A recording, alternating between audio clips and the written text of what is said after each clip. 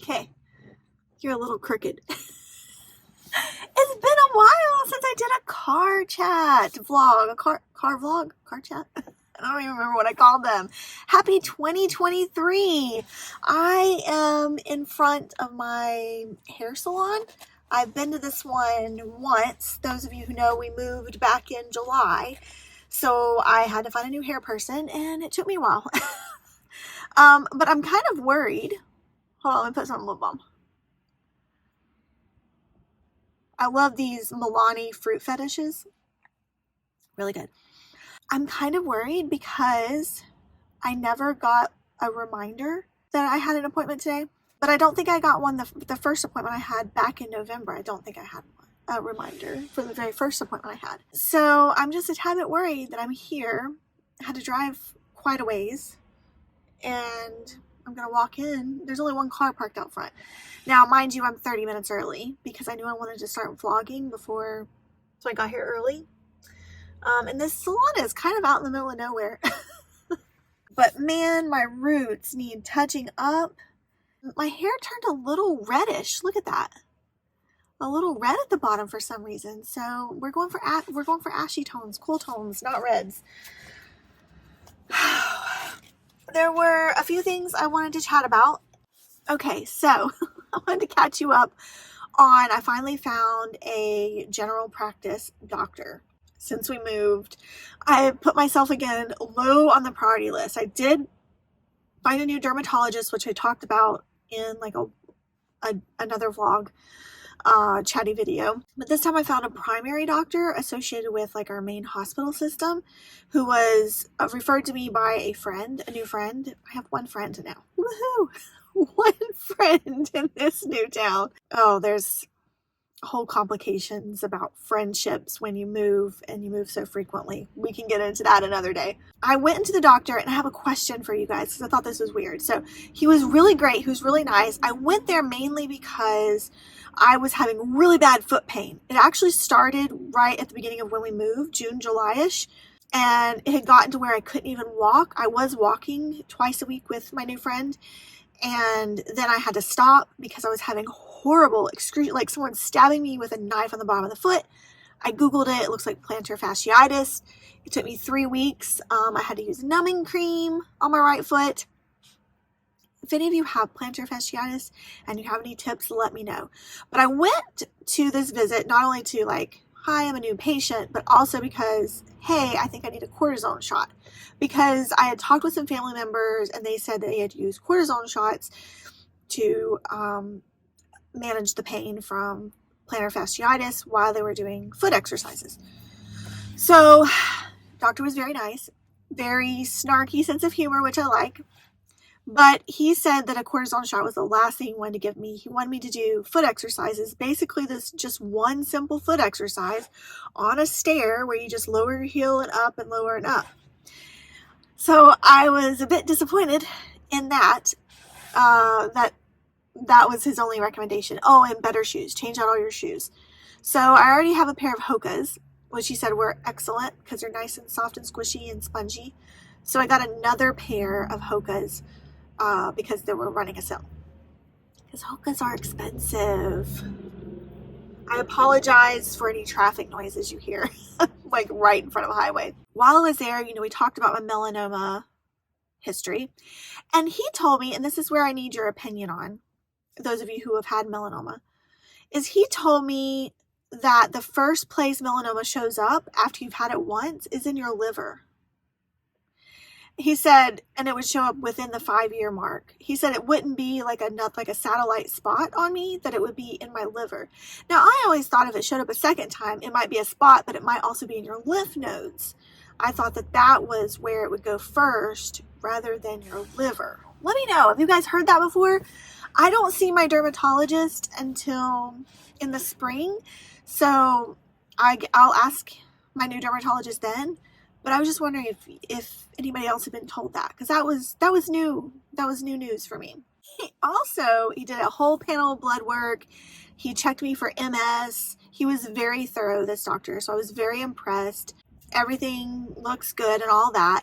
And then he starts talking to me about Now, you know how they always give you like the depression questionnaire to see if you're depressed?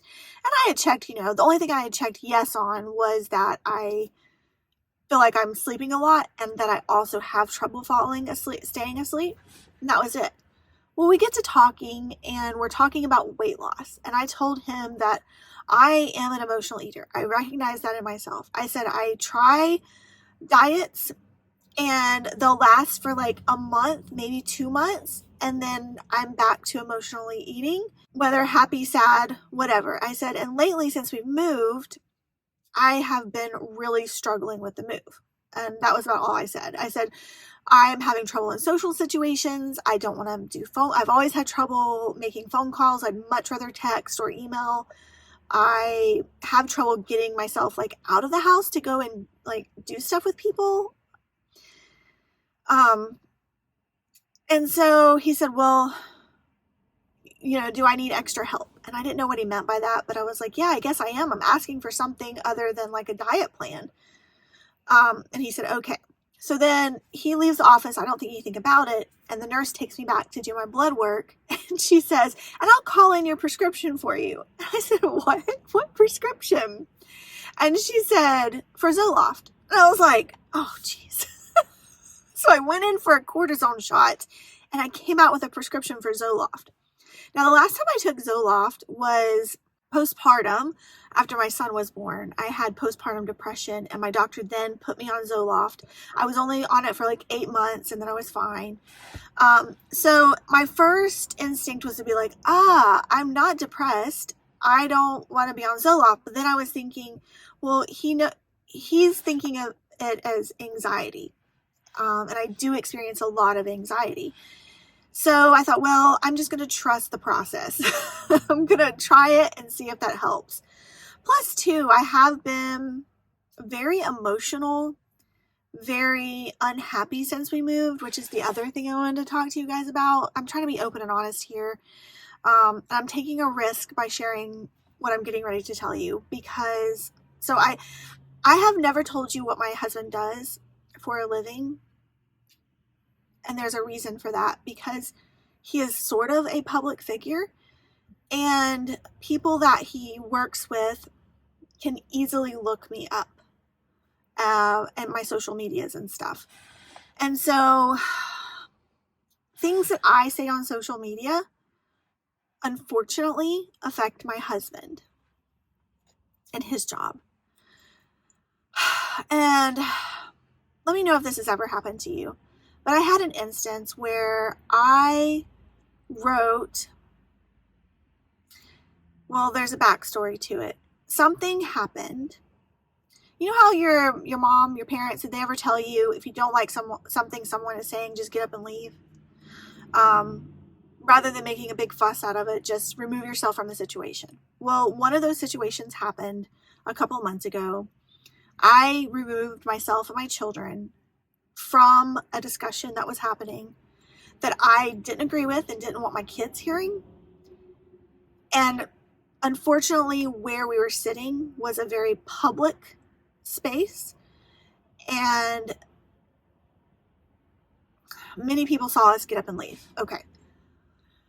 So I felt so convicted by what was said that I posted a 1 sentence on my Facebook that said, sometimes you just have to stand up for what you believe in rather than sitting quietly. That's it. That's all I said. Okay?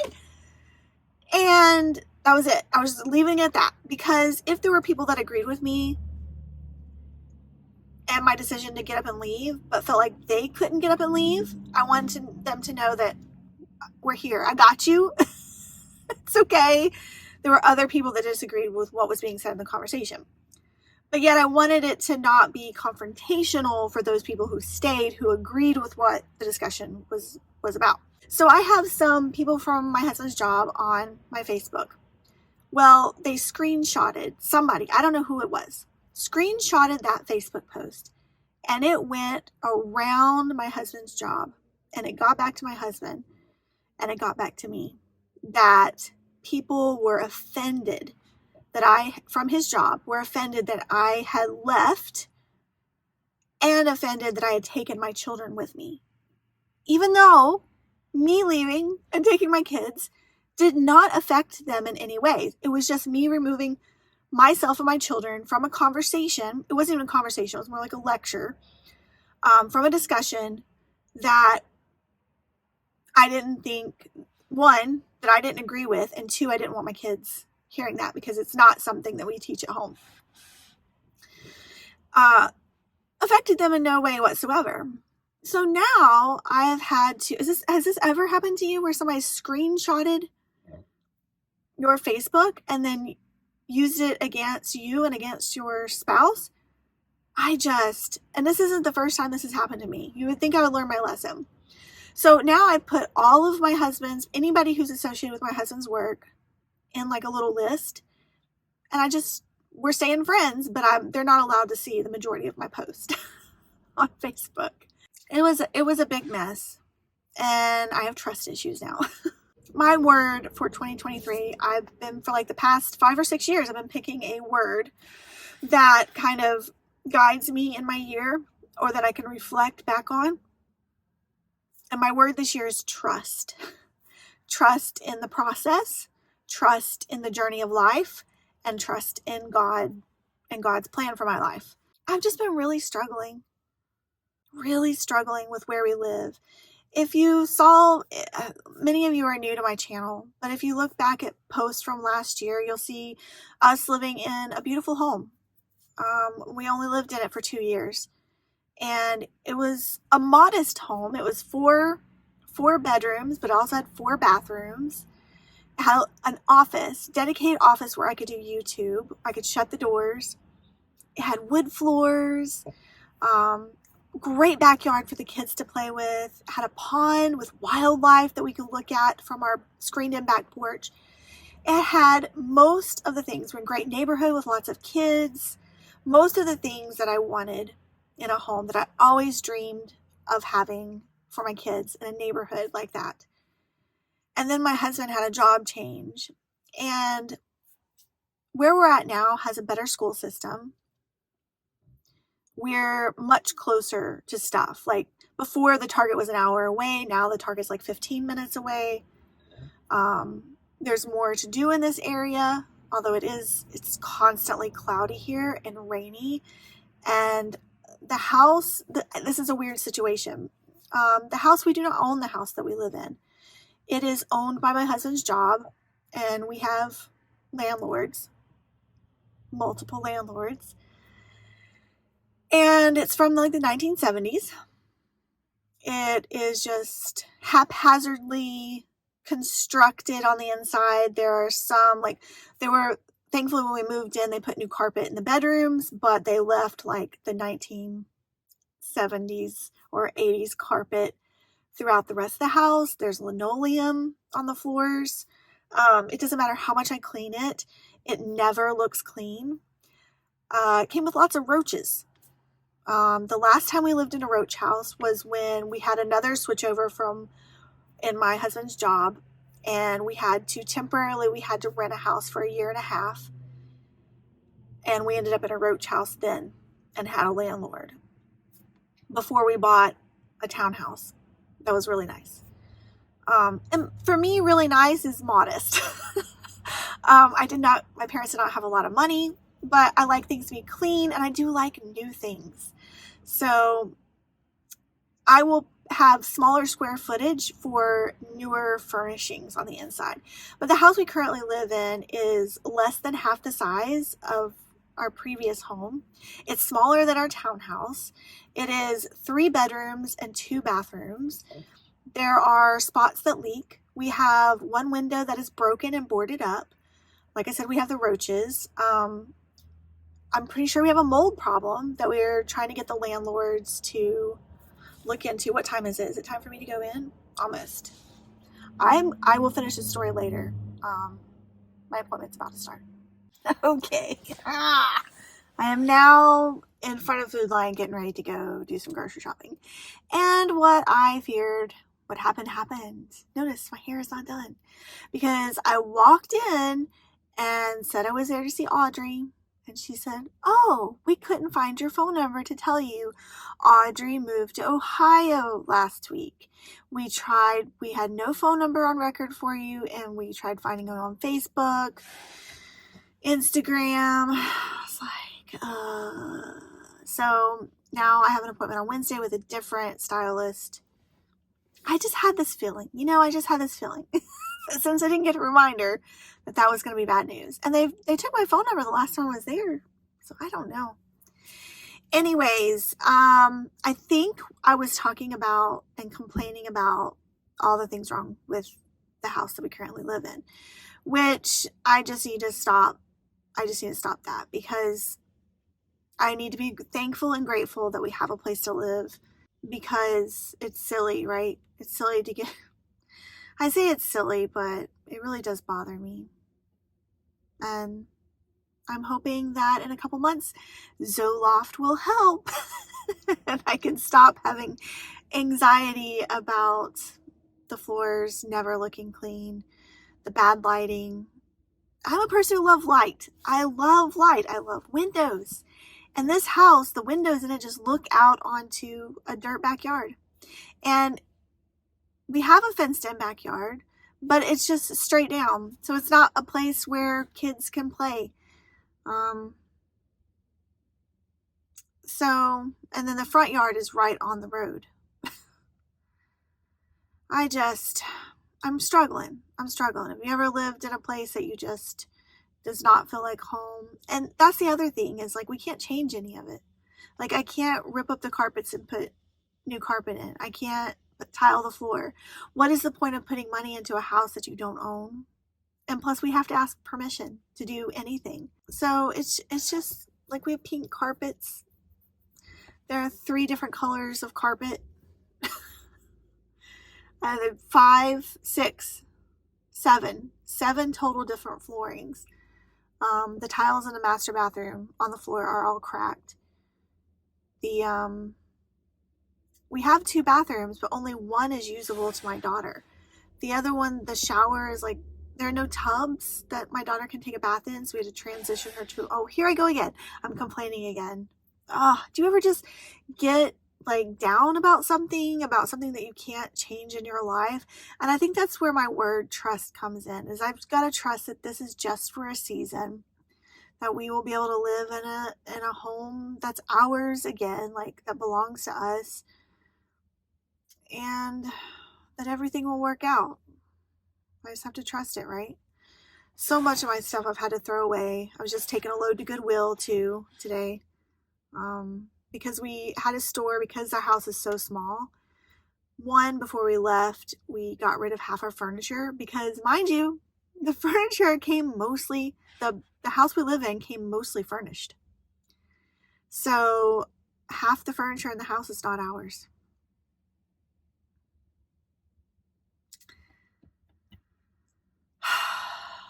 Which is difficult.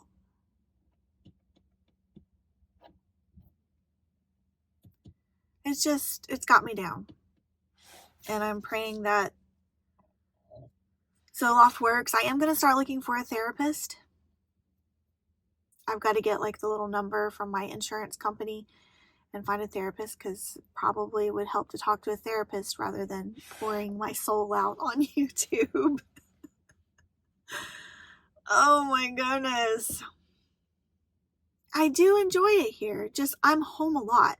The kids are at school for half their day. My husband is at work for over half his day. And so I'm stuck at the house. And so I see all the flaws. I see the lack of lighting.